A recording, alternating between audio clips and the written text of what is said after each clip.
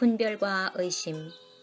우리가 이것을 말하거니와 사람의 지혜에 가르친 말로 아니하고 오직 성령의 가르치신 것으로 하니 신령한 일은 신령한 것으로 분별하느니라.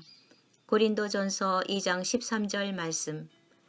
내가 진실로 너희에게 이르노니 누구든지 이 산도로 들리어 바다에 던지우라 하며 그 말하는 것이 이룰 줄 믿고 마음에 의심치 아니하면 그대로 되리라. 마가복음 11장 23절 말씀.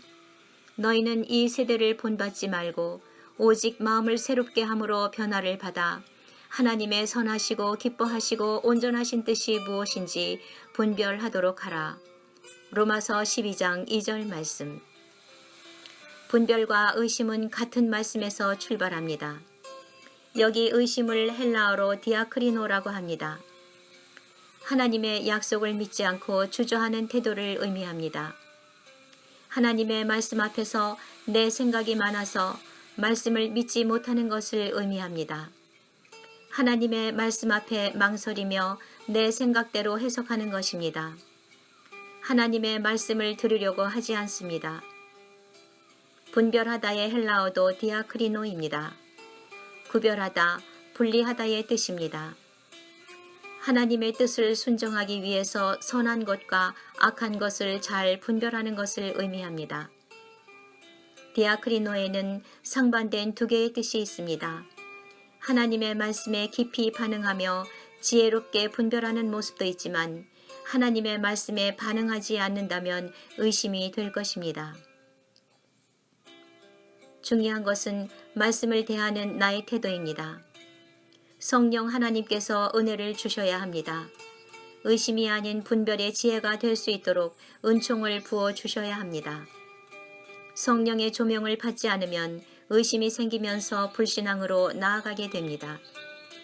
하나님의 말씀 앞에 주저하는 것이 아니라 그 말씀을 나의 것으로 받아들이는 것이 중요합니다. 하나님의 말씀을 의심 없이 나의 것으로 받아들이고 믿어지는 말씀, 레마가 나를 변화시키며 하나님의 약속의 복을 누리게 됩니다. 믿음이 또한 중요합니다. 성령께서 믿음을 주셔야 합니다. 말씀을 나의 말씀으로 받아들이게 하는 믿음을 주셔야 합니다. 사람이 믿고 싶다고 믿을 수 있는 것이 아닙니다. 주님이 주시는 그 믿음이 은혜이기 때문입니다. 그런데 은혜를 주셔도 나의 강팍한 마음이 받아들이지 못한다면 영적으로 큰 어리석음을 범하는 것입니다. 하나님께서 오늘도 은혜를 주실 때 말씀 앞에 아멘으로 반응하게 될 것입니다. 주님, 하나님의 말씀을 읽을 때나 들을 때 성령의 감동과 조명을 받는 은혜를 주셔서 하나님의 말씀 앞에 아멘으로 순종하게 하셔서 하나님의 약속하신 열매가 나타나며 복을 누리게 하옵소서. 예수님의 이름으로 기도드리옵나이다. 아멘.